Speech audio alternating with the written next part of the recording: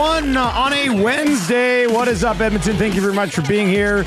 If you're listening on TuneIn or iHeart or at EdmontonSportsTalk.com, please just tell your friends how easy it is to consume our wonderful content over here. And if you're watching on YouTube today, hammer the thumbs up for us.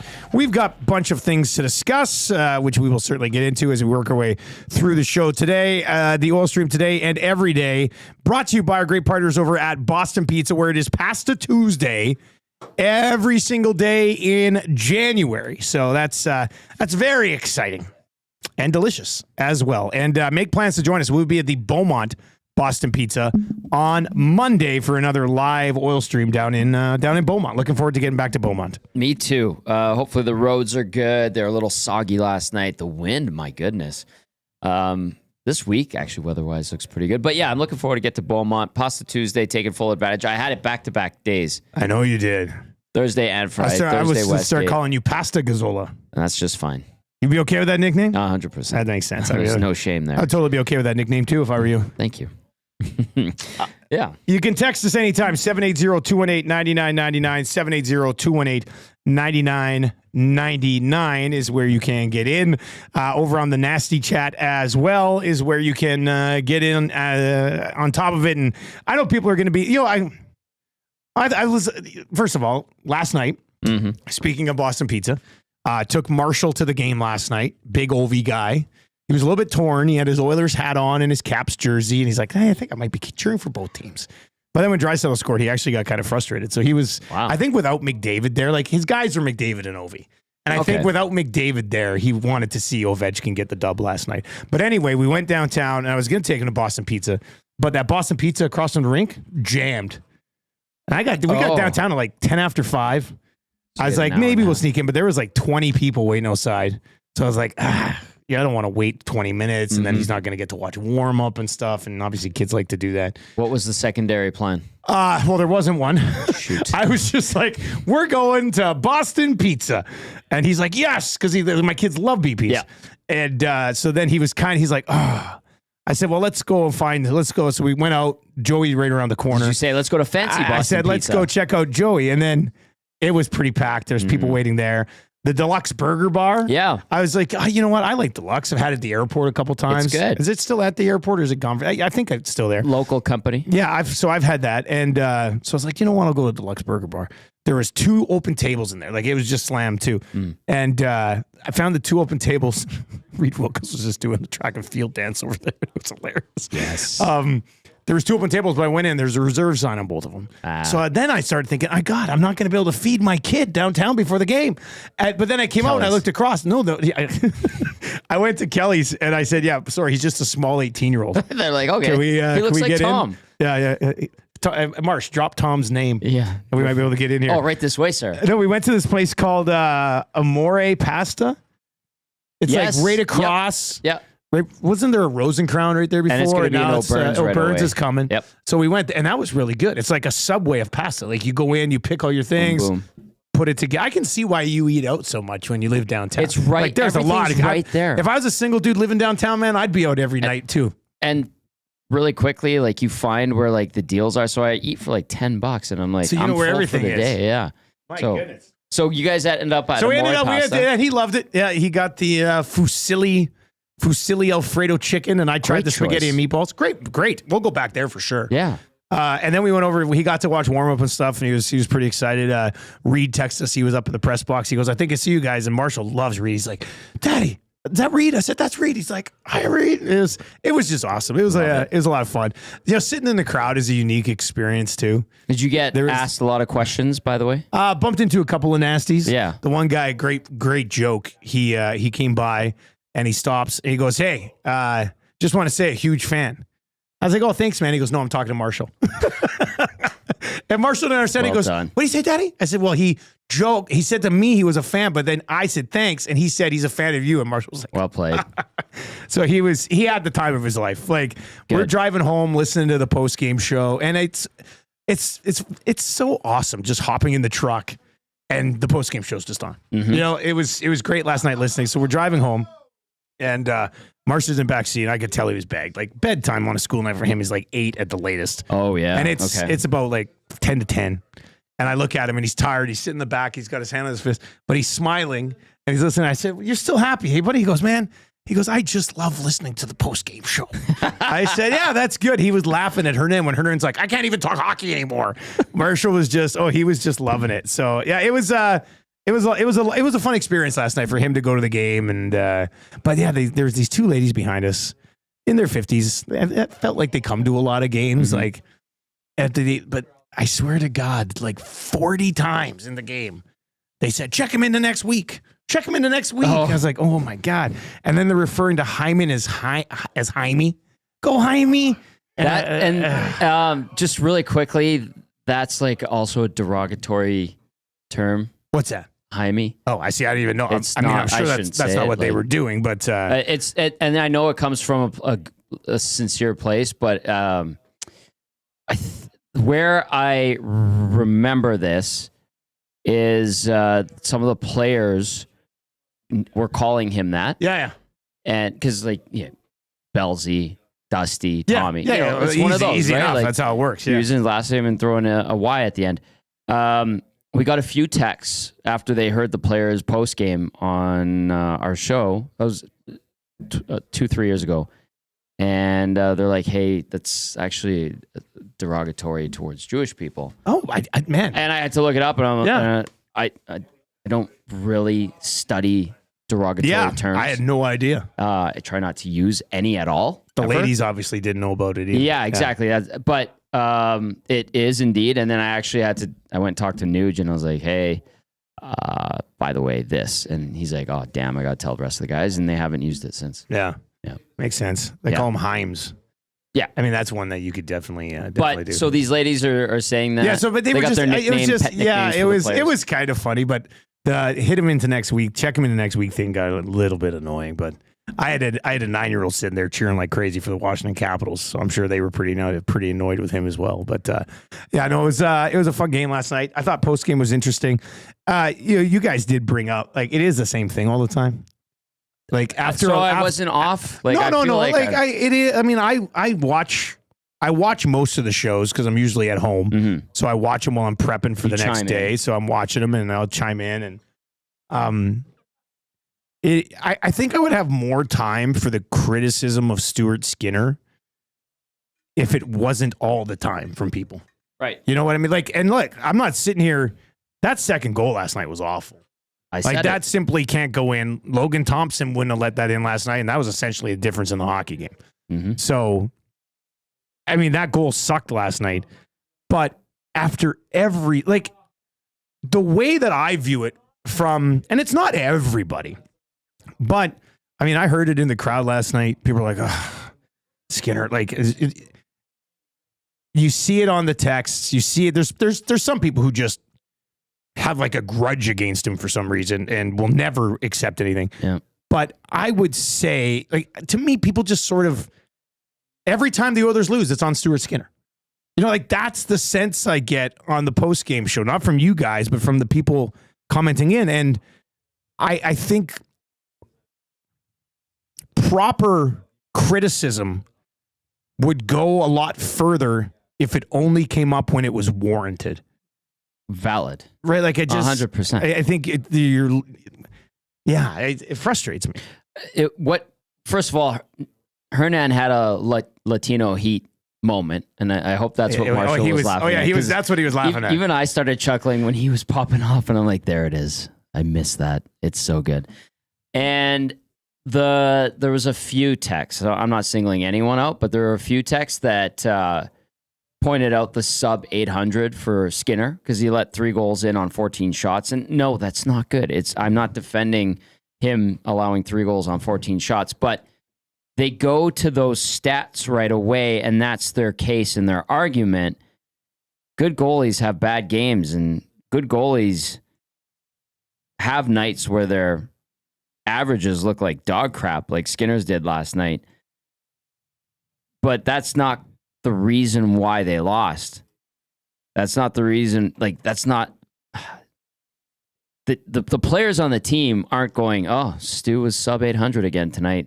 He sucks. We don't like him anymore." Yeah. They don't think they know he can take them to a Stanley Cup. They know that in a 3-2 league, they were the team last night that got the 2. Was the other guy better last night? Of course. Yes. Was that second goal dog crap? Yeah. But to say that the Oilers aren't going to win a Stanley Cup, this guy's not capable of doing it, I can't see him being the guy, he's not elite.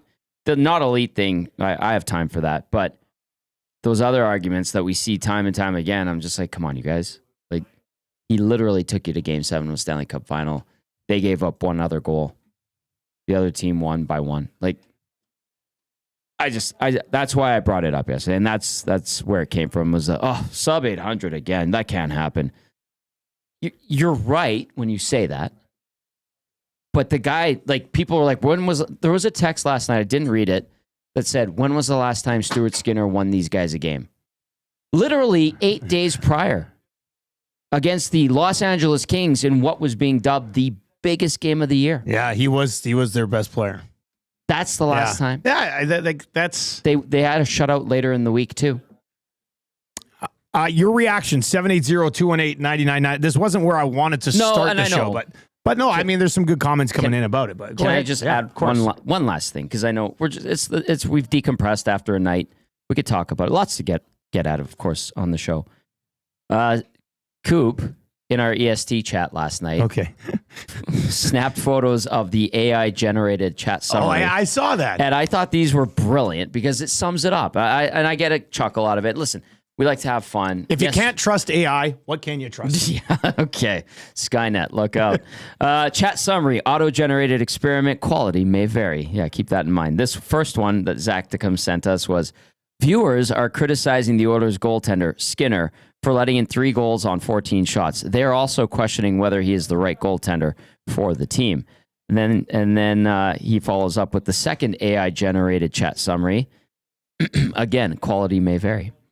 Viewers are discussing the Oilers' poor performance and calling for changes, such as trading Bouchard and replacing him with Klingberg. They are also criticizing the team's management and goaltending.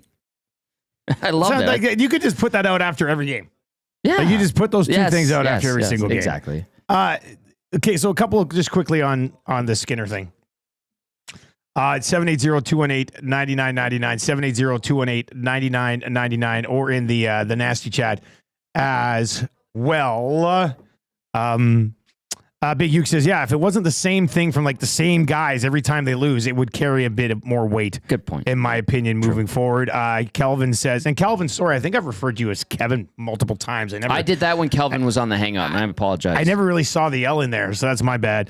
Reed's analysis of him not being big in the net and fighting for space on a screen is interesting. We cut him slack on screenshots.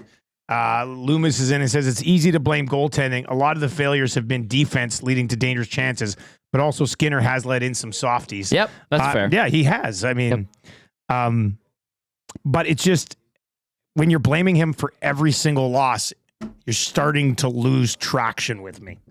It's a groupthink kind of mentality because I hear it too. Like I'll go somewhere and people be like, Tom, what about this? What about that? And it's like the same 3 subjects, and like you know how to answer. Well, okay, I understand this, but here's why that's kind of off. And you know, and when you explain it to people, not in the heat of a post-game show, and they actually think about it, and they come back with good, responses, and they try to poke holes through some of the arguments. And you know what? Sometimes you get valid responses, but most of the time they're like, oh, you know what? That's a good point. And they kind of look at it bigger context. Stu Skinner is in his 3rd full year still. Well, yeah, and Troll texts in and says, Skinner is a mid-tier goalie. I'm not sure why people expect him to be Cujo or something. Right? Like he's paid like what you should expect. Yeah. And it's Cujo never went to a Stanley Cup final, by the way. Didn't we go through this on Friday at Boston Pizza? Did we not say he's somewhere in like that 9 to 16 range? Yeah, which is mid-tier. Yeah. I mean, yeah. As far as goaltenders go. I will say this. I mean, the Oilers did lose that game last night because of goaltending. Yep. Logan Thompson at the other end. That's what I'm looking at. Like, good. Logan Thompson was outstanding last night. I didn't realize how high the high dangers were.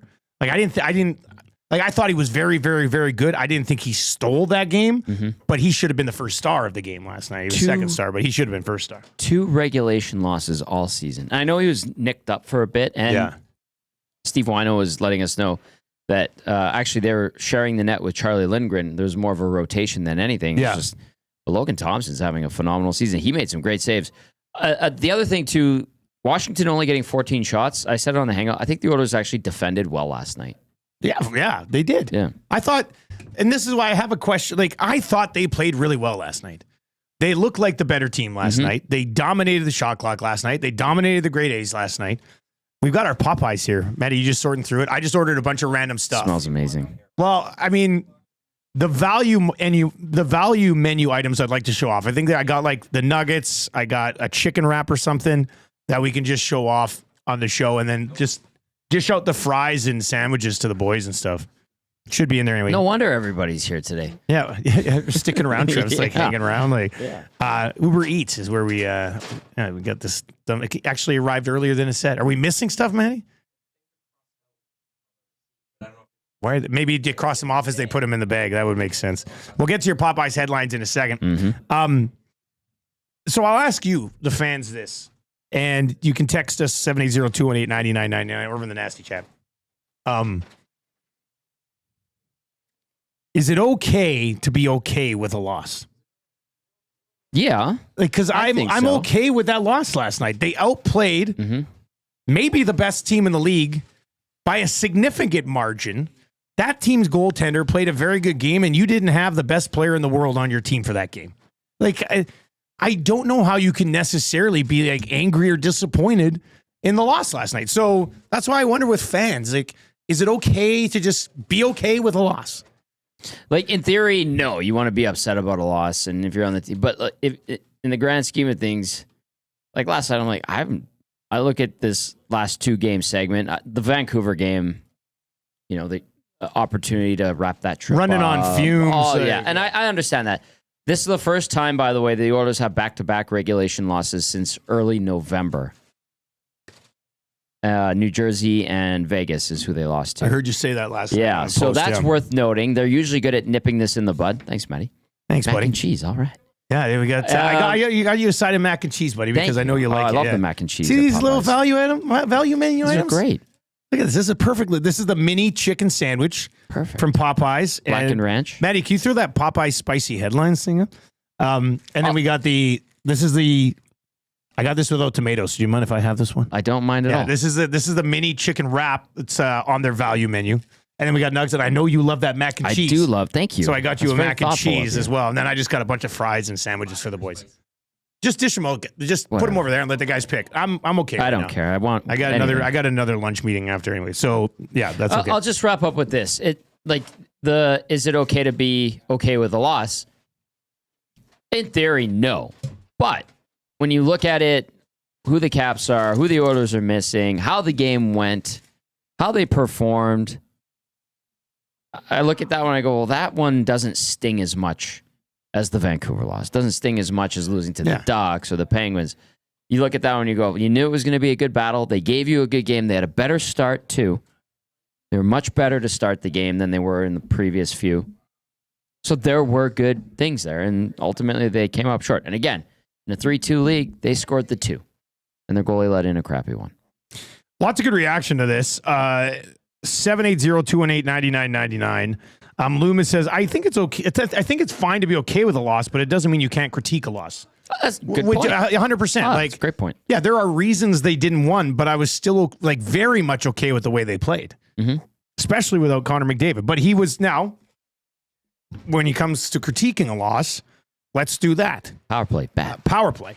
The power play was desperately missing Connor McDavid, and, you know, not to be a prick about it, but it was kind of missing Evan Bouchard last night as well. Well, he was on the ice, but he was not there. That's what I mean. Like, it wasn't, and in fact, he wasn't on the ice for the power play to start the third. They took him off and put Ekholm on there because, honestly, it felt like Ekholm would just simplify a little bit too. Yeah. Pass, shoot. He zipped that thing around. Yeah. The one play where it came up to him and he got it down to Nuge on like a one-timer, and then I think that set up for a chance for Nuge to kind of get it across. Go down low, yeah. But yeah, I didn't think Arvidsson was good last night. I didn't think Bouchard was good last night. No. And their power play struggled without Connor McDavid. Like, those are all fair critiques. Mm-hmm. But I still really like the way they played. And if they get the power play, they probably win that hockey game. Like, if the power play was going. Max Bazuzu says, guys, the loss would only be concerning if the effort wasn't there. Even then, if it happens in January, well, the team is still in playoff contention. It doesn't really matter. So I'm going to try this. So this is the value menu chicken wrap from Popeyes. Sounds crunchy. I did get the lettuce in it. Yes? Yeah. I like lettuce. I'm trying to be healthy. That is good. So no tomato, but I did get the lettuce, and it's so damn soft. Like, you heard the crunch. I did. But it's very soft. I did hear the crunch. And if you've not yet tried the nugs yet, 5 nuggets on the value menu as well. At Popeyes, it's Popeyes Spicy Headlines. The boys are all loving it. I got like 8 chicken sandwiches and a bunch of Cajun fries. And it's very quiet over there. Yeah. It got quiet all of a sudden. Hey, Edmonton Sports Talk. A fun place to be. All right, let's keep the conversation going here. What else do I have? Okay. I saw Loomis get into the nasty chat, says, speaking of missing players, where has Nuge been? Nuge has been atrocious. I just did a quick look. He's got 9 points in his last dozen games. And hell of a lot better than the games before that. Yeah. Still, though, I'm not noticing. He had an awful start. Like, there's still a lot to be desired. I think it's fair to, as I pointed out, when Connor Garland is outscoring Ryan Nugent-Hopkins and Zach Hyman, yes, there's more room for improvement from Ryan Nugent-Hopkins and Zach Hyman. I'll give Zach a little bit of a pass because obviously his face is banged up, but shattered. There's got to be some more offense there because, like, I said this morning as well. Like, when you're missing McDavid, obviously it heaps a lot on Leon Draisaitl, and Draisaitl was terrific last night. Mm-hmm. He was the best Oiler on the ice. I also really liked the way he handled his comments about the McDavid thing. Like, I thought he said exactly what he needed to say. Mm-hmm. Didn't say too much, but gave you a little bit. I thought it was a very mature Leon Draisaitl. You watch him play last night. Like, Leon Draisaitl looks poised to be a leader on a deep Stanley Cup run again. He's stepping into that new contract, isn't he? In a good way. That might be a way to look at it. Like, I don't know, there's this swag and presence around that dude that you're just like, you're going to get a Stanley Cup here at some point. I respect that. But he was great last night. But if you do look at this, if you look at this team offensively, they've kind of been a 2-man team offensively this year. No question. But I like their lineup construction. Like, there should be more offense coming from those other guys. But like, this year's team is way more top heavy offensively than last year's team was from a production perspective. Correct. It's kind of remarkable, actually, that they're as good as they are. They are as good as they are right now. And like, nobody else is really chipping in that much offensively outside of the big boys. On my drive in, I was listening to you and Rick, and you said one thing that I was like, It was on the topic of Evan Bouchard, obviously a lightning rod of discussion and controversy, I guess. You're like, Evan Bouchard is still third on this team in points. And I was like, damn. I'm like, that is very telling. He is, right? I wasn't wrong, was I? He is. Okay, He's got 35 points. Ryan Nugent-Hopkins and Zach Hyman, and if, Vander Kane was healthy in the lineup, those are guys that should be ahead of Evan Bouchard points-wise. And, Kane, I guess you could make the argument, not really, because Bouchard had a point-a-game season last year. But Nugent-Hopkins and Hyman, you can make an absolute case for should have more points than Evan Bouchard in a year where Evan Bouchard isn't really producing. Yeah, I thought Bouchard was going to be an 82-point guy. Like, I thought he was going to be a point-per-game guy this year. But I also would have expected Hyman and Nuge to be like 70-point guys. Yep. And they're not on pace to be 70-point guys either. So it is very. I mean, does it sound weird for me to say that it is heavily a 2-man team offensively? But I like the construction of their roster. Which just goes to show the guys they have should be producing more, in my opinion. All of this will be moot point if by the start of the playoffs, everybody's firing on all cylinders, or more of the lineup is firing on all cylinders offensively. All of this, all these discussions, debates, arguments, they get forgotten if these guys wake up offensively and this team cruises and rolls to another cup final appearance. Now, a lot has to happen in that time. There's a lot of hockey to be played. Wilson, the volleyball, says, guys, I'd like your take on Bouchard's 27 assists. 22 of those are secondary assists. Yeah. Now, I haven't dove into the numbers too much, but do defensemen, for the most part, probably end up with more secondary assists? I would think so. Like you're moving the puck up to somebody, then that puck is getting moved to the eventual goal scorer. Mm-hmm. I feel like, I don't know, how does it compare? I haven't looked at like last year's assists and secondary assist numbers for... The other one that's alarming is no power play goals. Well, that's the one that to me resonates the most. That just doesn't make sense. Shouldn't happen. You would think something would have bounced off somebody and gone in the net for Bouchard on the power play. Like he could go the whole season with a power play goal and score 3 power play goals in the first round of the playoffs. For goodness sakes, it's I'm gonna follow up with Loomis here. Loomis says, "Better hope Klingberg delivers." LeBron said, "The Oilers may be looking at depth D now, which is very quote. Here comes the Oilers unquote. Klingberg hasn't even played, and he may be the solution." Did you see that report? No, I'm getting into these nugs. They're on the value menu at Popeyes. But like, you like what's the ranch you like? Blackened. That's what I got. Blackened ranch. It's very good. Great choice. I'm not hinging on everything Pierre's saying. We're very much in the moment. Pierre might be right. Maybe they are looking at depth D, but Klingberg could play, and they could go, oh, yeah, we still need a rock-solid defenseman. So you don't think it's locked in that it's just going to be depth guy who can penalty kill? That's what they said, right? And listen, with picking up Klingberg, with picking up Regula, with picking up Emberson, there's a lot of hope and prayers with those pickups. Because with Regula, they hope down the road he can be a player. With Emberson, when they traded for him, they hoped he could turn into an everyday defenseman. With Klingberg, they signed him, and they hope he can regain his form from 4 or 5 years ago. There's a lot of hope in these pickups, man. And I think you hit on one with Emberson. Let's see what happens with Klingberg. I'd like to be optimistic. I went out on the bench. I took that video that I posted yesterday of him and Regula working with Mark Stewart. He was moving very well. And Regula, too, by the way. But, again, somebody tweeted at me and said, hey, how do they look? Great, but they're doing a drill with their defense coach. Yeah. The movement looked awesome. But they're not, this isn't, a game situation. They're not facing opponents. They're not having anybody physically impose themselves on them. It's not game speed. So to me, with all these right shot D-men, there's a lot of hope attached to them. But you need results. And the only one who's given them that, to any extent, is Emberson, which is good. Which is great. Good find. Let's see how he continues to progress. But so today, and if Loomis is like really reading into what Pierre's saying, and Pierre's probably right. Now, they got Klingberg. Maybe they can switch the focus to depth D-man. But to me, Klingberg is a depth D-man. That's how I look at it. That's how I sort of viewed him coming in. I don't think he's the answer. I think you're hoping on a lot to go right with him. And then so in 2 weeks, we might, when Klingberg finally plays and they go, crap, this guy needs time, we might be hearing Pierre say, the focus has shifted again.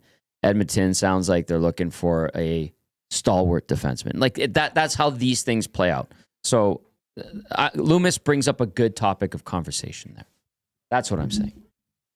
Is Klingberg and a unsexy, because they said it won't be a sexy pickup, is Klingberg and an unsexy penalty-killing stay-at-homer defenseman enough to the point where in certain matchups, Klingberg plays with Nurse, and in other matchups, that guy plays with Nurse? Or I saw somebody say, well, you could just put Klingberg with Emberson, and I don't know about the offside stuff for either of those guys. Why would you do that? I don't think that would be ideal, because then they're saying, well, then you just move Kulak back up and let him run with. Of course. But do you think that's enough?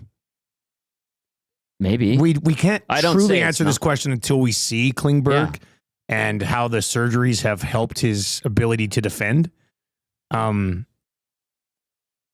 It could be if they get the right guy, and then it all, like, we go back to the Ekholm trade for good reason, because it aligned everything much better on defense. Guys were playing in their proper spots, if you will. And if they can find the right defensive defenseman, because I think personally, this is just my opinion, they're still going to need that.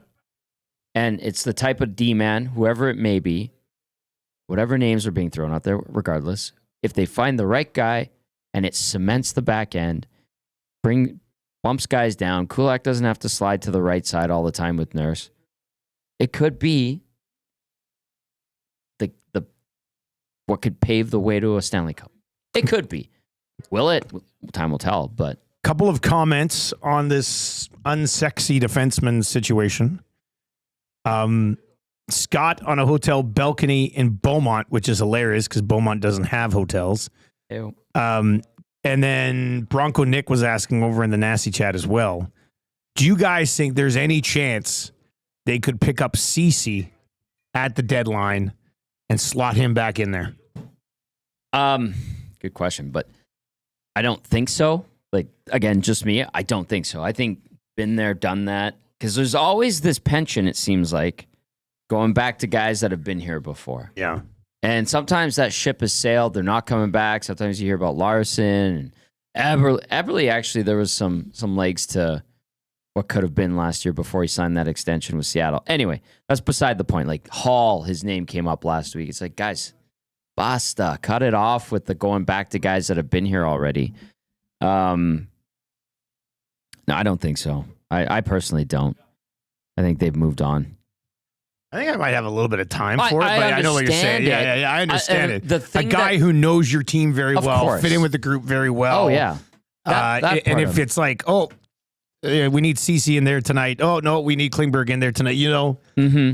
Two veteran guys either way. The fact that the thought of him coming back is being entertained to solidify the blue line, to me is like, wow. Now we're seeing what he brought to the table, right? Last year, there was people clamoring for him to be taken out of the lineup in the playoffs, saying they need an upgrade. And I don't disagree with any of those arguments that were made. I agreed with them wholeheartedly. I think people were a little harsh on Ceci. Yeah. I think he was a little bit better than he was viewed by some. Cass was great and very consistent. Cass definitely, and he told people out of the gate, too, he's my friend. I defend him more so than others. But listen, you guys, he's getting a lot of flack in a time where he was making up for a lot of Darnell Nurse's mistakes last year. And Darnell Nurse didn't have a good year. But, Bronco Nick makes a good point. Like, yes, there's elements to Ceci, the player, the person, that fit. And that's why he was effective here. Was he perfect? No. Was he good? Yes. But, that we're at this point tells you where the Oilers' blue line is at, especially on the right side. And then maybe it indicates people are appreciating what Cody Ceci did bring to the table now that he's been gone. And we're seeing this struggle. Travis over in the nasty chat. And hey, if you're watching on YouTube today, hammer the thumbs up for us. Travis says, guys, I have zero issue with the Oilers going into the playoffs with what they have right now, plus Kane. Wow. Okay. I could, with a healthy Evander Kane added in for what I think we both agreed, Tommy, they could use a little bit more oomph in the bottom six. Mm-hmm. If Evander Kane is healthy and can be that oomph in the bottom six, I will say I think they could win a Stanley Cup with the lineup they have now. I think they could greatly help their chances with. I mean, if Washington's going to be the team that comes out of the East, let's just say that. Okay. This goes back around to my prediction on Friday.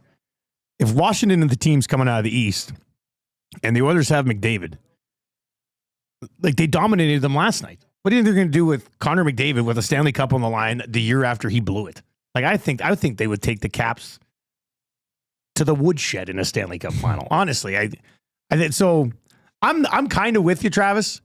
I think what you want to do is improve your chances as much as you possibly can by having like a 13th forward and 7th defenseman where you're like, man, it's crazy. These guys aren't in the lineup. because you're that deep at that point for a playoff run. Plus injuries are going to pop up and things like that. So I get where you're coming from, Travis. I don't think it's a crazy suggestion, and they've got the best record in the league for the last 2 months with this lineup. So they're a good team. I understand where you're coming from. Yeah.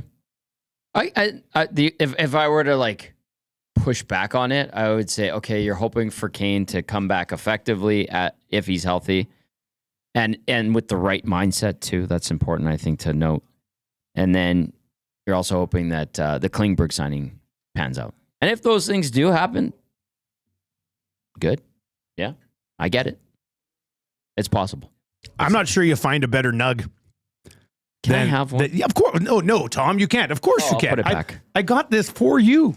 I got that dipping sauce for you, Tommy Gazzola. Angel. Look at this guy. Oh, that's a big dip, too. Oh, one biter. Right? It's crispy, but soft. It doesn't make any sense to me. It was developed in a lab somewhere, obviously.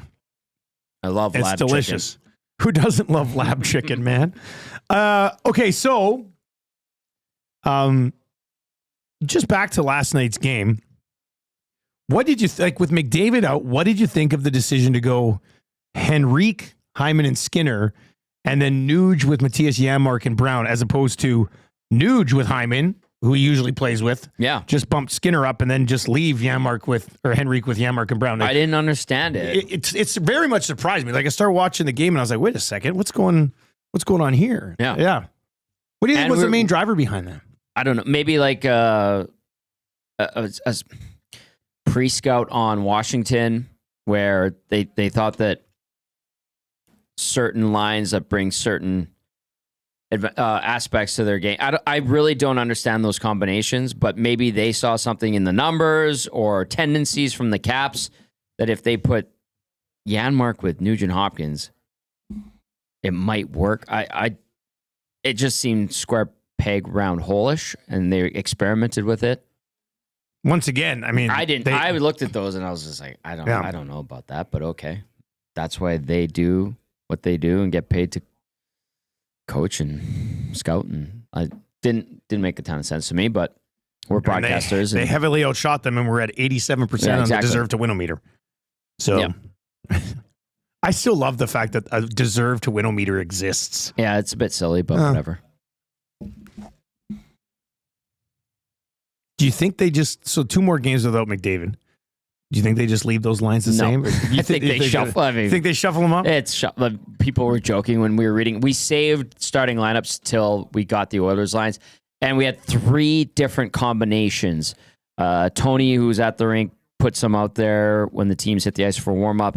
The team sends out starting lineups with line combinations around warm-up, and then there was another report somewhere else from someone who was at the rink of the starting lines, and there was 3 different combinations, and Hernan was confused, and I'm like, okay, wait a sec, what's going on here?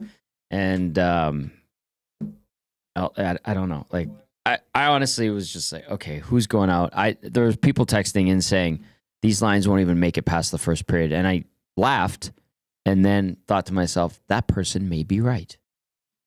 So no, I think tomorrow, maybe when the team's on the ice right now for practice, I'm sure there's a different wrinkle in the line combinations. I haven't looked on X yet.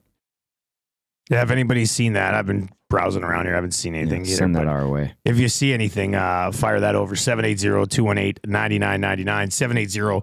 780-218-9999. Those are your Popeyes spicy headlines. And check out their new value menu meal. That's what we got here. Look at this. If you're hungry for lunch and you go, I don't think I need one of those huge Popeyes chicken sandwiches. I just want a mini. Well, they have the minis for you, which is pretty good. Or if you go, man, I remember back in the day when you'd go to a store and you just had cash and that's all you had, and you're like, I have $6, but what I want is 8. Remember that, like when you were a kid and you go into a store and I only have this much. You have to work it all out. Mm-hmm. Don't get that as an adult anymore, which is kind of nice. But I was just gonna say, if you only want to spend $5 on lunch as opposed to $10, get one of these mini chicken sandwiches. It's gonna be just as delicious. St. Cecilia Junior High, 97 to 2000. We would go to Northgate Mall. Okay. Wendy's on 97th Street. Yep. Yeah. And my parents They give me like $3-4. Like it was a time where like a couple of loonies and toonies would get you through. You could go to the cafeteria, get something at the concession at school. You pop into Glengarry Foods, play some pinball, and then get a snack, and you're good for the day. Usually I'd have a lunch anyway with me. But as I got older, my dad's like, "Okay, you can make your own lunch or take what you want from the pantry. You're growing up. Become a man." Yeah. And then you'd have a few bucks in your pocket. You could go to Wendy's. You get the JBCs, and they were only like $1.99, $1.99 like max. That. Yeah, because I remember back in the day, you could get, what was it at McDonald's, the cheeseburger for $1.39, the hamburger for $1.29. So you get a JBC, bring a can of pop from the vending machine at school, or 2 JBCs with a can of pop. Boom, done. You're happy with that, then? And you've got some quarters left for the pinball machine. My buddy, the wuss. You know Riley. You've met Riley a few times. Dude. He's a beauty. Back when they used to have those great deals on the McDonald's cheeseburgers, and we would go over to his house, and we'd be sitting there hanging out, playing video games or whatever. He goes, "You guys want a cheeseburger?" I said, "Don't worry about going out, man." He goes, "Don't worry about it."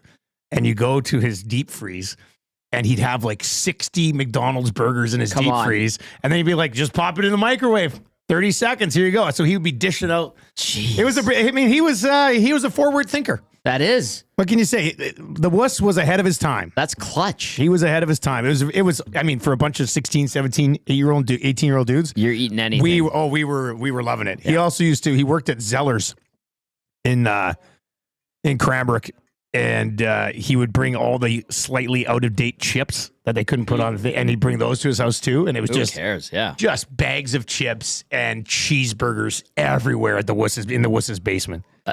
You know what? I tip my cap to the wuss, because that's a clutch move, especially in those formative years. Yeah, I respect that. The wuss's dad was a beauty too. He was kind of a strict guy. Oh, and we were in the wuss's basement one time, and we were all yelling and screaming, and I dropped an F-bomb, and his dad comes downstairs, and we were like, "Oh man!" And we were like 17 years old. Yeah. And he comes down, but he was an intimidating dude. And he comes down the stairs and he looks at us and he goes, "Who was that?" And Riley had a girlfriend at the time, and she was like from Croatia, and she was only like 16. Oh. And Riley goes, "It was Nikki." And he goes, "It wasn't Nikki. Who was it?" And I said, "It was me." And he goes, "Would you talk like that at your house?" And I kind of did, like in a funny way at my house. Yeah. Like, and so I said to him, I said, "Yes." And that did not go. That was my invite out of the house. He's just like, "Nah, you're going to have to leave now."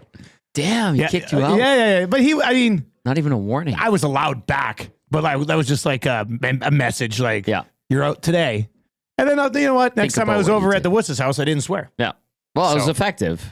Yeah. What a beauty that guy was. But he used to have the $1.29 cheeseburgers just in his. Well, actually, was it even cheaper? Was it like 59 and 69 cents? Couldn't you get like a hamburger for 99 cents at McDonald's at one point? I think it was up on the thing. It was all plastered on the thing there the one time. Yeah. My buddy Adam's mom was not as strict, but she would get mad. She'd be like a loud Italian mom. And if she got mad, she'd go crazy. So it was, don't get her that mad. And anyway, she was awesome to be around. Lots of fun, but we were playing NHL 95, and it was the first, I told the story before, but we created, or Adam did, a player. I remember this story. He was all 99s across the board, best player in the league, and you could save your season. And we named him, and Adam came up with this brilliant idea, John Expletive. Yeah. F word. Yeah. And so we did no line changes. John F word had the puck on his string. You guys must have thought that was hilarious. It would have been funny. It's still kind of funny today. I still kind of find it funny. She was on the couch, like reading a book and just kind of watching us play because we were like 9 years old. And of course, John F word scored a beauty goal. And we were like, yeah. And she like looked up and she's like, Adam, that's the name. Who is that? She knew we created him. Yeah. And she's like, delete that. That's funny. We did not delete John F word. He was the best player in the game. Any value menus at their best. Popeyes now with the $4 value menu. You cannot go wrong. And I don't know where this came from, but I was ordering Popeyes on Uber Eats for lunch today. You might want to look into this. And I don't know if it was because maybe this was like my first Uber Eats. I usually just use Skip, but they provided us with some GCs for Uber Eats. Those chicken sandwiches I got were 2 for $1. Buy one chicken sandwich, get one free. So I don't know if that's something through Uber Eats with Popeyes or something, but that's a great deal. You should definitely look into that. All right, let's get into Keep It or Clip It. Okay. Got a few different topics we can discuss on Keep It or Clip It today, and then EST Afternoons in about 14 minutes right here and only here on Edmonton Sports Talk. All right, let's start with, let's see here. Let's start with this one. The Oilers will move out a warm body prior to the deadline. Keep it or clip it. Of course, Keep It or Clip It brought to you by Tommy Guns at Tommy Guns Original Barbershop. We believe a great haircut is more than just a quick in and out. It's about the whole experience, and that's why they follow the code, a commitment to deliver the best barbershop experience every single time you visit. From check-in to the finishing touch, every step is crafted with care. No appointments needed. Just walk in, relax, and they will take it from there. Want to read that one again? I have my answer, but... The Oilers will move out a warm body prior to the deadline via trade. I'll keep it. You think so? Yeah, I'll keep it. It's getting awfully crowded. Like, there's a lot of people around, a lot of players around. And I think if you want to upgrade the team, you're going to have to move somebody out. And I think that would be via trade. A guy I look at, like, I watched him last night, and I was like, oh, he's playing. Kapanen. Yeah. Now, I don't know if had they that waive one good him chance or they trade him. Shorthanded. I think he's played pretty good for a waiver pickup, and I know he's playing for his NHL career, and for the most part, he's been effective. I would say now, has he been perfect? No. But I could see a guy like that being moved out. The big one, and I know it's on everybody's mind, is Jeff Skinner. I think ideally you move on from him. It's not working. He doesn't have the trust of the coaching staff. It is more than abundantly clear. If they can convince him to waive the no movement clause, if he's willing to, if he's getting so fed up, he wants to just go play, keep his career going, show that he's got some game left for the next few years. I think that's one that maybe is an option. I know it's a bit trickier, but yeah, so I keep it. I think they'll have to move on from somebody. And then on defense too, like if you want to upgrade the D, like can you flip Troy Stetcher somewhere, even for like a 7th round pick? Like, yeah, I think it's realistic that they have to move some bodies out, a body if not more. Number 2, keep it or clip it for Tommy Guns. McDavid shouldn't have been viewed as a repeat offender when the NHL was reviewing his incident. I am going to keep that. Me too. We haven't talked about that much. No, through this whole process, but I think that's garbage. It is garbage. I mentioned it yesterday, and I understand the rationale of, he has a history. They outlined that in that little video that they put out. Cute, by the way. But that was a different incident. He got hit for a check to the head, elbow to the head 5 years ago. This was a cross check to the face of a little rat, if you will. Yeah. One game would have sufficed. 2 games, I think everybody would have been like, all right. But the 3 games was dumb. And then the repeat offender. I think from incident to incident, it should be different. Exactly. I think this was different. Where it's like, I don't look at a repeat offender. He's not a goon. He doesn't have a habit of throwing out chicken. Although he did get Marcus Johansson with that one. The guy's on IR. The guy hasn't played again. It was not a phantom elbow. It wasn't a crazy elbow, but he clipped him a bit. Absolutely. This instance here, I think the repeat offender, not excuse, but rationale, I don't think it didn't really need to be used. I would go repeat offender status has a 3-year limitation and must be the same incident. A cross-check is a cross-check. Yeah, okay. If you had a cross-check in the last 3 years, then yes, you were a repeat offender. Yeah. If you've had a check to the head in the last 3 years and now you're being reviewed for a kneeing incident, I don't think I would view that as a repeat offender. That's a great way to articulate it. I just think in this instance, the repeat offender thing doesn't carry much clout. That's why I'm keeping it. There will be at minimum 2 fights in the Oilers-Canucks game. Keep it or clip it. Clip it. I think we get 1. Think you'll get 1? Yeah. Who is it? I hope it's Podkolzin versus anybody. Well, it might not be Podkolzin if Bouchard keeps hammering clappers off his hands in front of the net. I know, don't do that. Took that one, I think, on the inside of the left wrist last night. That did not look good. Give me a Matthias Janmark scrap. Oh, yeah. Let your boy get it done. Let him clean it up. Yeah. Matthias Janmark, I mean, Connor Garland's still little, but go get him. Fight him. Go get him. Matthias Janmark versus Connor Garland in the revenge scrap. I think Connor Garland, I don't think he has to take any fight, let's be honest. But I wonder if like Janmark was like, you want to go, if Garland was just like, you know what, let's just get things going here. Let's just fire this up. Yeah. Probably not. Against each other. Probably, they could call up Drake Caggiula, and you could get the Caggiula Garland, even fight. And Drake is bigger than Connor Garland significantly. Yeah, that's how Connor small Garland's Garland a little is. dude. He's tiny. I think there'd be a scrap. There's got to be some bad blood carrying over. Should be. They played like crap. The others are pretty good in games when they fight. That game, yeah. So I want to see a fight. I'll clip it. I say we get 1, not 2. All right, keep it or clip it. It is fair to expect Evan Bouchard to pick up his game in the playoffs. Keep it. He has to. Yeah, but he has, right? Yeah. So we forget that. People are like, this guy can't defend. This guy can't do anything. No, he hasn't done it this year. And again, I totally understand there's emotion when people make those statements. It is post game. Yeah, sometimes they're a little bit fueled up, as I like to say. He can do it. He has done it. He tends to do it in the latter half of seasons. That's what he's done the last 3. So yeah, I think he can and should pick it up for the playoffs. Final one. Riot comments are just low-hanging fruit against the Canucks and make you look bad. Keep it or clip it. I'll clip it because I still laugh at them. But do you say them? No, and it's been a long time. It's been 13, going on 14 years now. It's been a long time. It's an old one. It's an old one. Yeah. I don't know if I necessarily find them amusing. Like, what does that have to do with anything happening today between these two teams? Nothing. Like zero. Nothing at all whatsoever. Like, you have to be intelligent enough to come up with something better than dropping, 2 riots. Like, come on.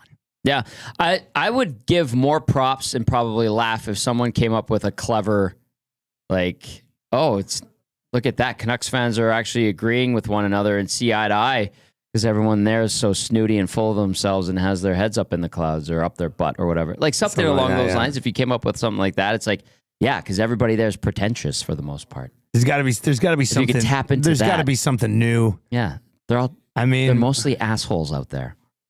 And they love granola and the outdoors, which is great. I know. I just think it's.